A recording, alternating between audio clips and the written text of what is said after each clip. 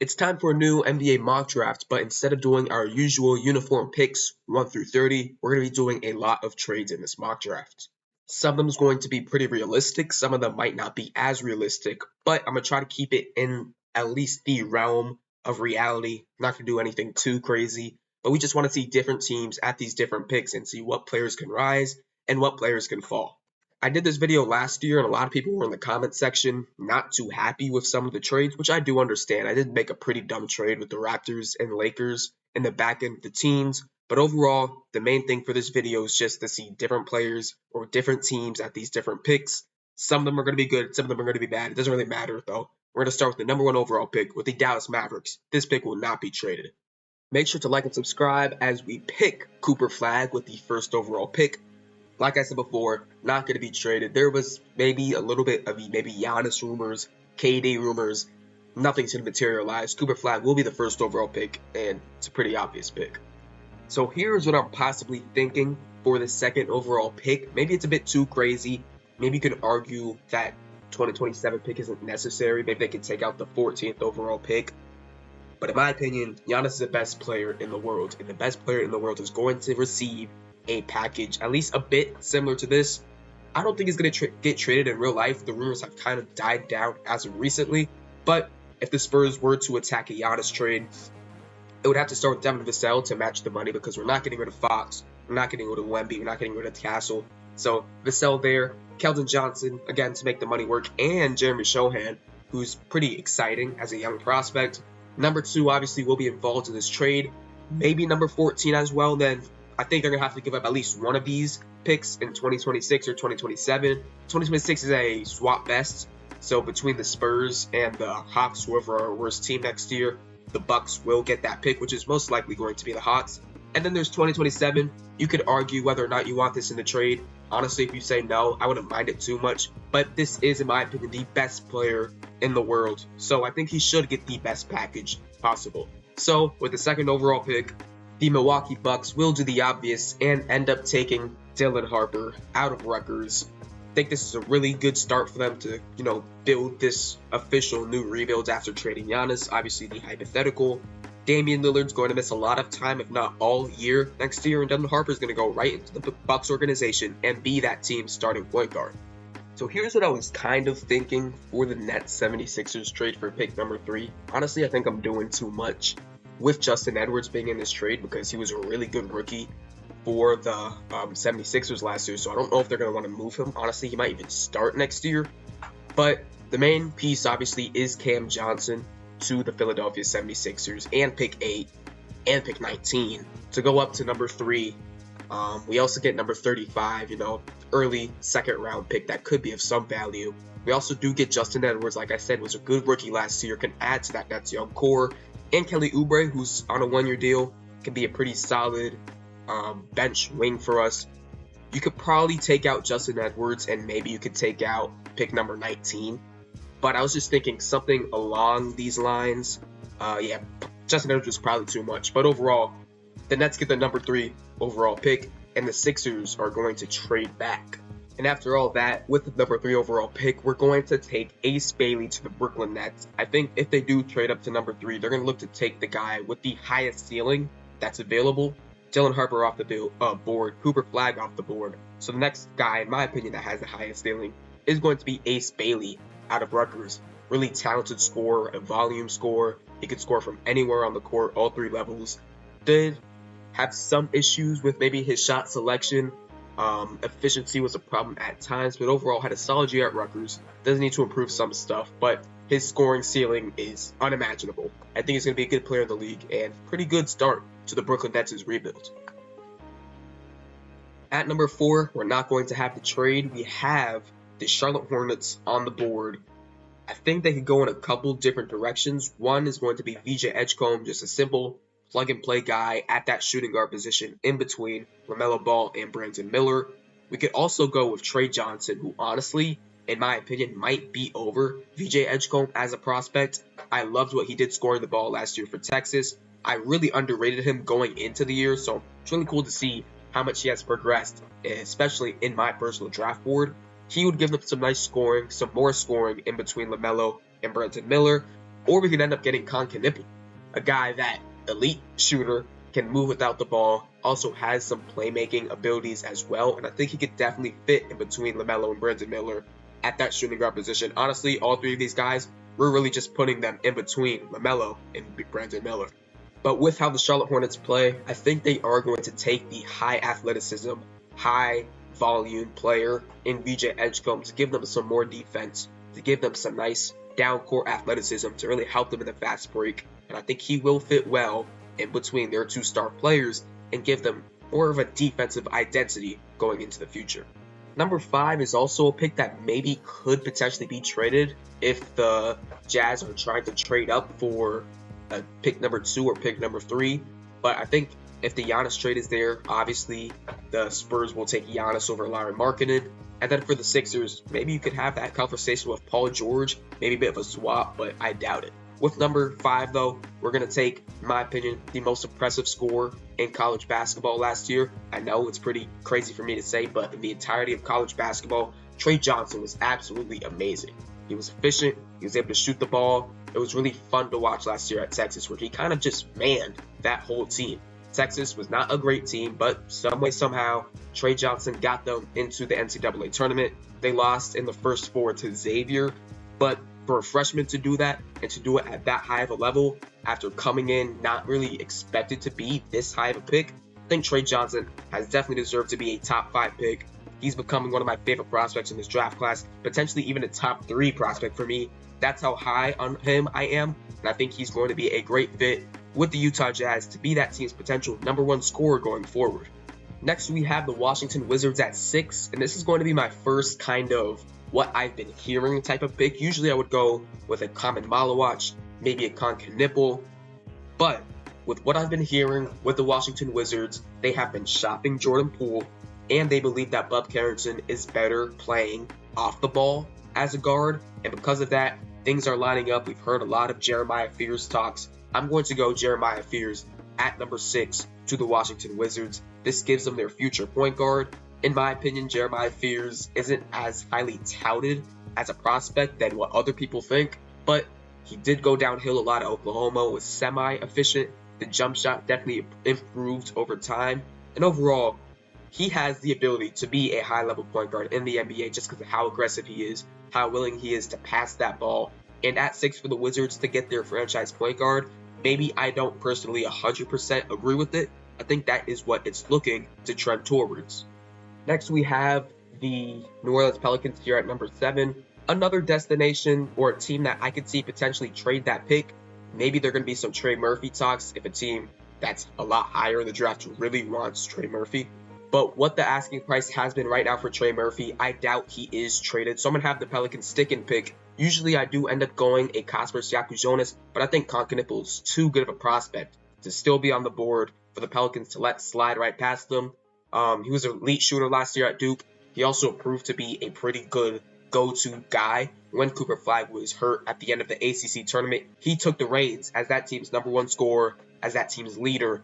It's apparent that he has all the knacks for a movement shooter and not elite scorer, but a really good scorer at the NBA level. And I would understand completely if the New Orleans Pelicans decided to skip on their potential franchise point guard and Kasper Siakam-Jonas to get another shooter to go alongside Trey Murphy and to help Zion Williamson, with his progress.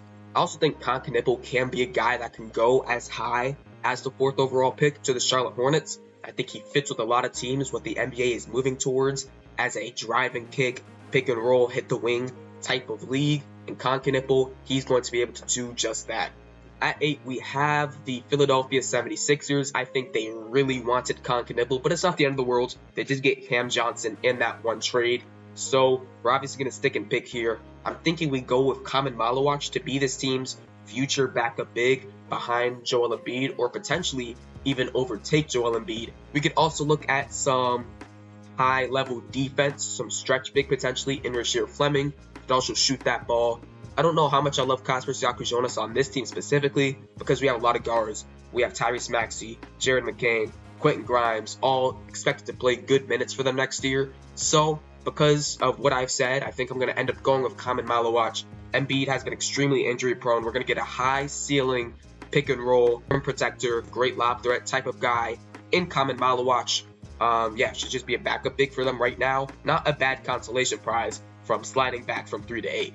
I think the Raptors are really upset because Khaman Maluach is off the board for them, so they're no longer able to get their future starting center. I think they could definitely look in a lot of different directions, though. We've heard them potentially be linked to all 4 of these top guys, even Derek Queen as well, but Kasper Siaka-Jonas is a better option maybe financially for them at that point guard position over an Immanuel Quickley. Rasheer Fleming gives them good defense.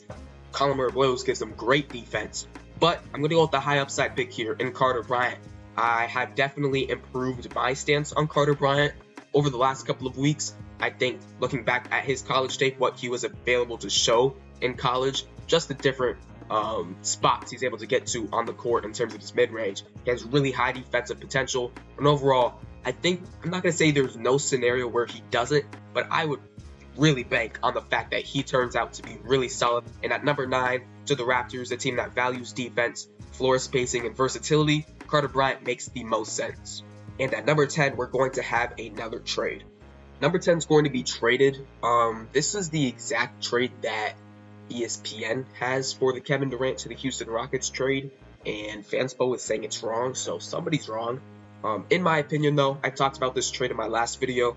I thought that it was, overall pretty fair for both squads. But if I was the Phoenix Suns, I would want maybe more of a proven young player right now. I don't know if that's Reed Sheppard. I don't know if that's Cam Whitmore. Jabari Smith Jr. is someone I 100% want in this trade. But financially, I think it's a bit tough.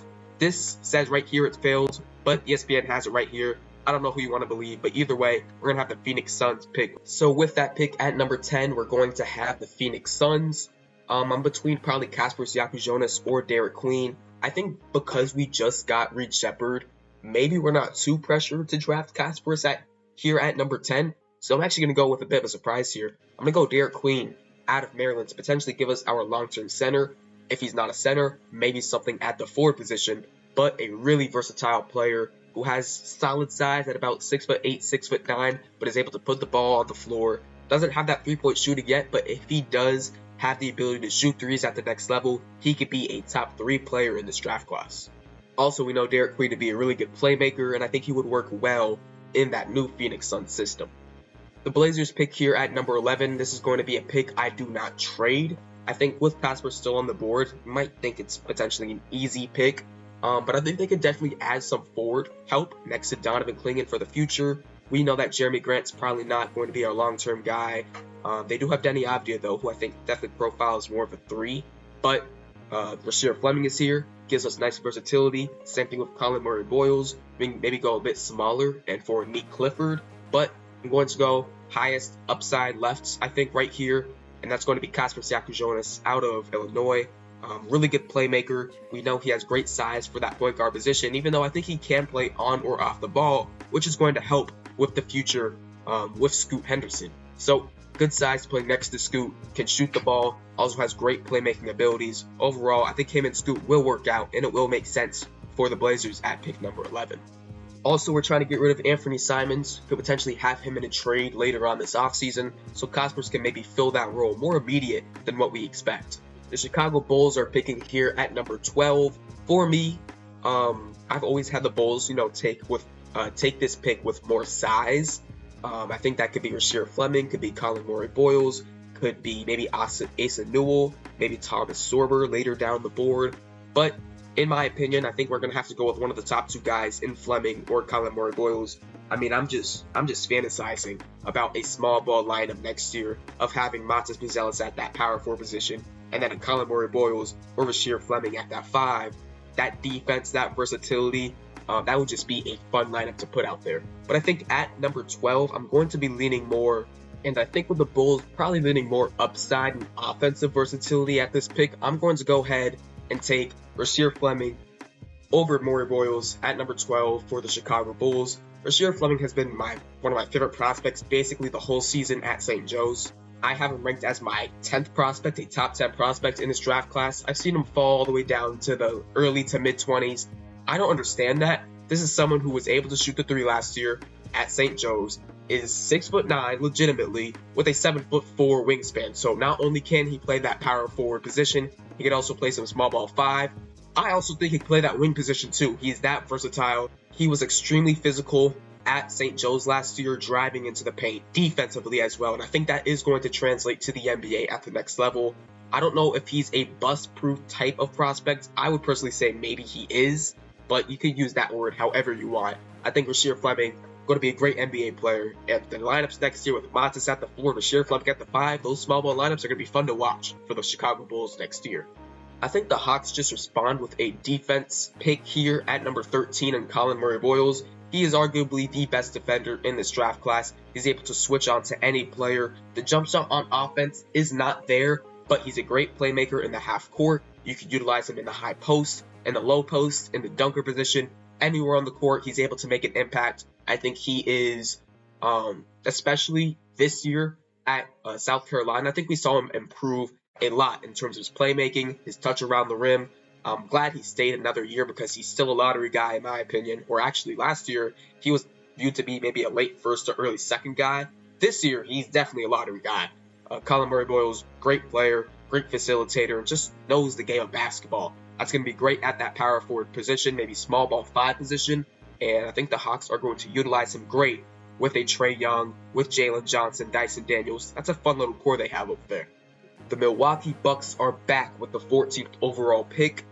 We saw them trade up earlier to end up getting Dylan Harper out of Rutgers at pick number 2.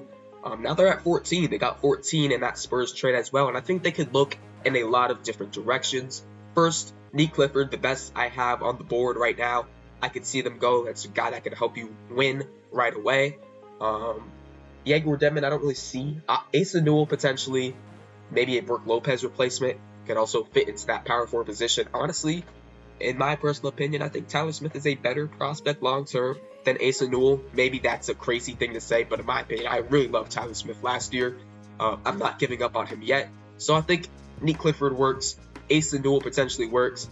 Further down the board, we could see maybe a Thomas Sorber. We could see a Joe Barrett, Danny Wolf potentially even. I think there's a lot of guys they can consider with this pick here at number 14. And because we did get Devin Vassell and Keldon Johnson and Jeremy Shohan in that original trade for Giannis, I'm actually going to go with maybe a bit of a surprise pick here. It's going to be Thomas Sorber out of Georgetown. Another guy that has risen up the boards for me as of recently. I think that we should not be worried about his injury that he suffered. He's going to be fully healthy, hopefully by the time the season starts. Training camp, summer league, all that stuff should be good.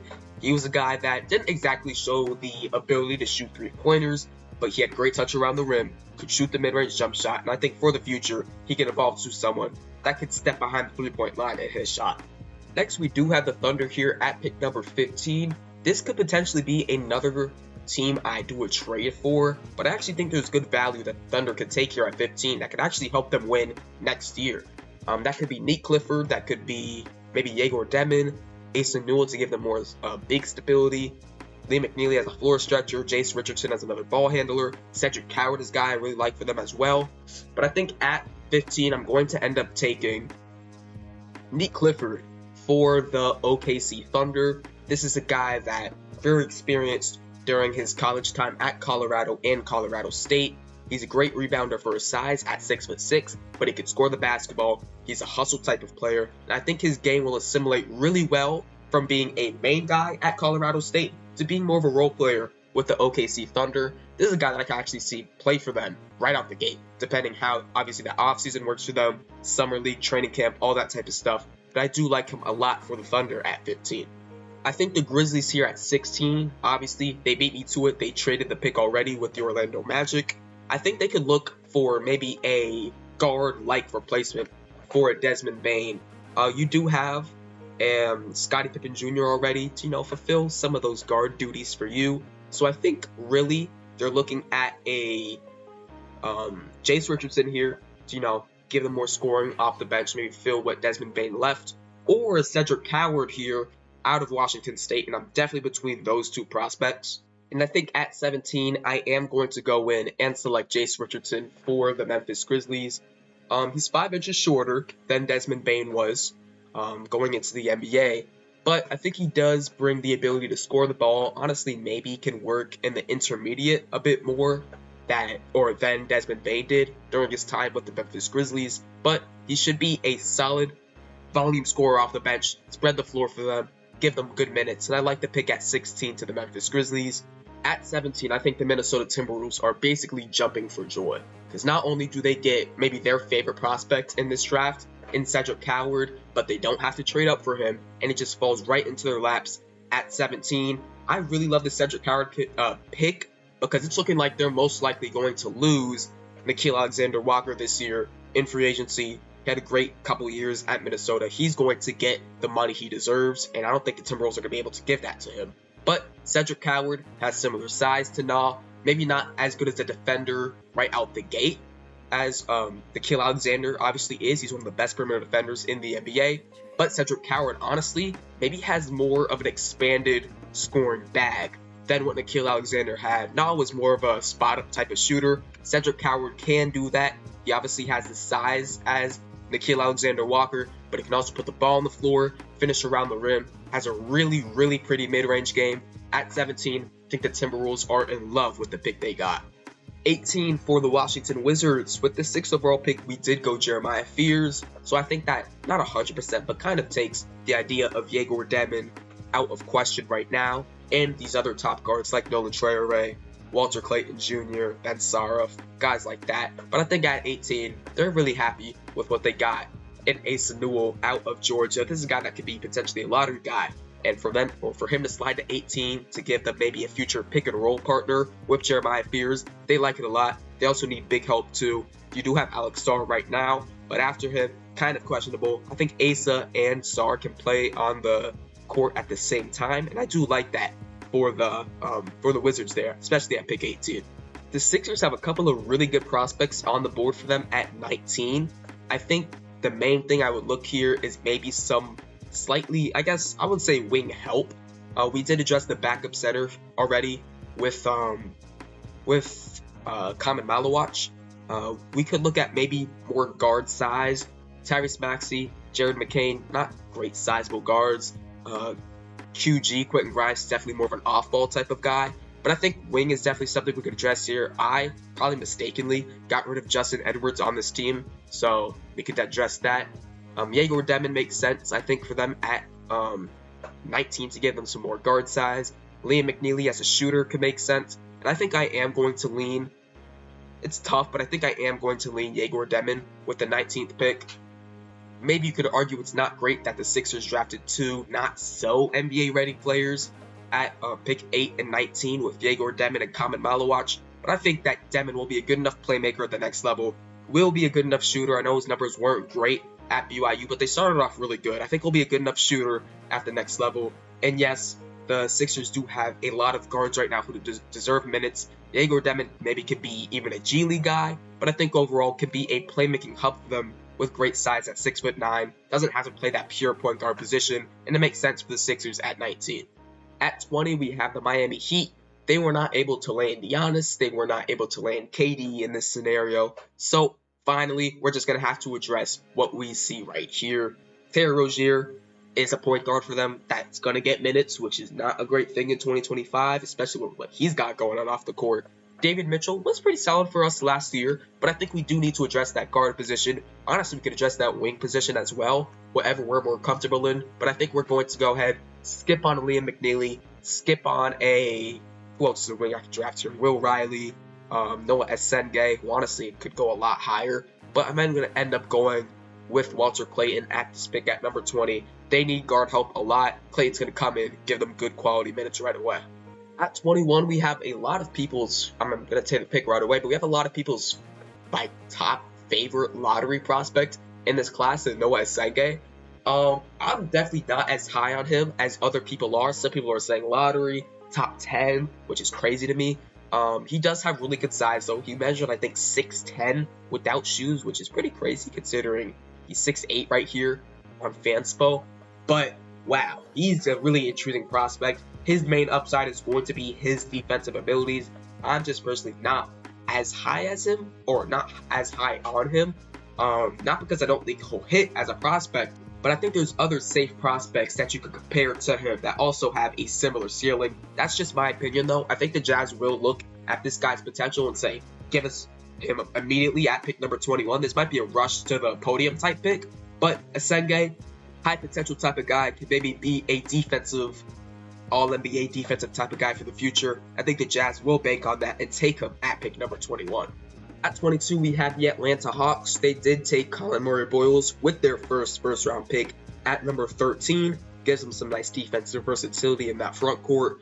I think at 22, though, we could look to add another guard. Obviously, Trae Young is a mainstay for us. I don't think we're going to trade him.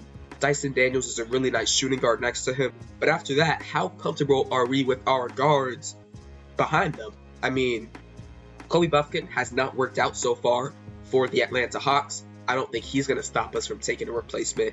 Terrence Mann, overpaid, doesn't play for us. That's definitely a big question mark. So I think we will take another guard here. I'm going to be in between a couple guys. I think I could see Nolan Traore for sure. Ben Sarf works, Cam Jones if you want immediate scoring help. But I think I am going to go with the high upside player. A guy who honestly has sort of been trending up as of recently. I'm yet to have him in my lottery, but I think he could potentially get there. Nolan Traore to the Atlanta Hawks at number 22. A guy I had as a top 3 prospect, I think, last year. Obviously has not been that this year for France. I believe he's at St. Quentin. But yeah, 22 is a great value pick for a guy who has a lot of potential, and it makes sense for the Hawks there at 22. We have the Indiana Pacers at 23. It's been big man, big man, big man. We're most likely going to retain Miles Turner just because how pivotal he's been for us in this playoff run. Isaiah Jackson, hurt. Thomas Bryant, maybe not the best guy to have at that center position. And then Tony Bradley, I'm going to be honest, it's 2025. I mean, even if it was 2024, 23, 21, 2019, doesn't matter. Tony Bradley should not even be seeing the court in a playoff scenario, but he has been. No disrespect to him, but we can get a better option long term. I think Joan Barron-Jay could work a lot for them, but I think they're going to go with a safer prospect, someone who's not as raw, and it's going to be the senior out of Stanford and Maxine right now. 7'1", can spread the floor, not the greatest defender, but that is what we have Miles Turner for. So right now at 23, great pick for the Pacers. I like it a lot. The Thunder are here at 24, and again, I think they would think about trading this pick, but with who is currently on the board right now, I think the right pick is to stay and take Joan Barron-Jay, a really high ceiling player out of France. Barron-Jay will not play for us right away. We'll see a whole lot of G League time. But if this is a guy that can develop under our great system right now in OKC and maybe be that Isaiah Hartenstein replacement when we are no longer in the cap flexibility to have $20+ million of Isaiah Hartenstein, Joan Barron-Jay will work for us. Back up Holmgren, maybe can even share the court with Holmgren when he reaches his highest potential. I like it a lot for the OKC Thunder at 24. I think this is a guy they would even consider earlier at 15, but they got him at 24. Good pick. The Orlando Magic no longer have the 16th overall pick because they traded it for Desmond Bane, so at 25, they're able to get a guy they would probably even consider at pick number 16 in Liam McNeely. McNeely had a really good start to the year at UConn, but we did see he did have that injury to begin January, and he was really never the same player since. Was really good at the combine though, so maybe he is back to his original form. I think at 25, it's amazing value. This is a McDonald's All-American. This is a guy that was seen to be a lottery guy entering the season, and now we get him at 25. This is a steal of a pick. The Nets are here at pick number 26. I think with who is on the board, let's go ahead and take the prospects we know, we love. Let's go with Ben Sarf here. Really good solid point guard at Ratio Farm, I believe. I believe he is playing with Noah Esenge over there. But yeah, Ben Sarf, solid playmaking guard, does have good size, like Kasper Siakis at about 6'6". I think he could also potentially play more off ball as well, but not as well or to the extent of the abilities that I believe that Kasper's can. But we did draft Ace Bailey with our first pick. I think we can for sure address the position of a guard here at pick number 26. 27, we also have the Brooklyn Nets. I think we can for sure go with any of these prospects. Noah Penda is still on the board, but I think with Danny Wolf being on the board with the versatility of his abilities on the offensive side of the basketball. We have to go with that. 7-footer that plays like a guard, great passer, great screen setter, could also play next to another big man like a Nick Claxton, could also shoot that ball as well. Nets, you just got yourself a ball player at 27. We have the Celtics at 28. I think they could look for some big depth, with maybe a Rocco Zikarsky, Kalkbrenner, at 28. But with them having an early second-round pick, they could bank on one of Zikarsky, Kalkbrenner, or Han-Se Yang being there. So I don't think we have to address center right now. I think we're going to go with a guy who, in my opinion, should be, honestly, I could have had a lot higher in this draft. It's going to be a Dutiero out of Arkansas. This is a guy that, honestly, being 6'8", does have really elite guard abilities. I know that 1.9 assists might say otherwise, but he had a late growth spurt out of high school. He was playing point guard his whole high school career, so we know he does have those guard skills. Just a nice, versatile player to have for us that can honestly give us minutes right away. Experienced college player, successful college player under Coach Cal. I like him a lot. To the Boston Celtics at 28. The Suns at 29 took Derek Queen with the 10th overall pick. I think this is maybe another run up to the podium type pick. Let's go get Will Riley here out of Illinois. Another guy projected to be maybe a lottery pick to start the college season. Did fall off a little bit though, but we know he is more than a three-point shooter, can manage himself in the mid-range, can navigate to his spot. Also, great at attacking the rim. It does have good defensive upside with his size at 6'8". And with the last pick in the first round, we could see a couple of guys here. I think usually for this last pick for the Clippers, I would go with one of those young, exciting guard prospects like a LeBaron Philon, like a Boogie Flan, but they're going back to college. So we're going to have to go with a different direction here. I would have really loved if Dutiero was still on the board, but because he's not, let's go with the next best guard in Cam Jones. Scoring off the bench immediately will give you a great scoring boost. Also, nearly 6 assists per game at Marquette last year, which honestly replaced what Tyler Kolek bringing them the year before. So he can be a guy that can have the ball in his hands. I think he's a great player to learn under James Harden, to be that isolation type, go get you a bucket type of guy. Cam Jones, one of the safer prospects in this NBA draft. That's going to be it for our NBA mock draft. I don't think I'm going to officially put it as a 4.0 or a 5.0 just because I did make some trades in this that I probably wouldn't make if I was doing an official mock draft. Like, I don't think Giannis is getting traded. I don't know if that 3 to 8 swap with the Nets makes 100% sense. Derek Queen at 10, obviously, as well. But this was definitely a fun draft to get, teams in a different position. The end of the draft was definitely interesting as well. Like to see it a lot. Hope you guys enjoyed this video, and I'll see you guys next time. Peace.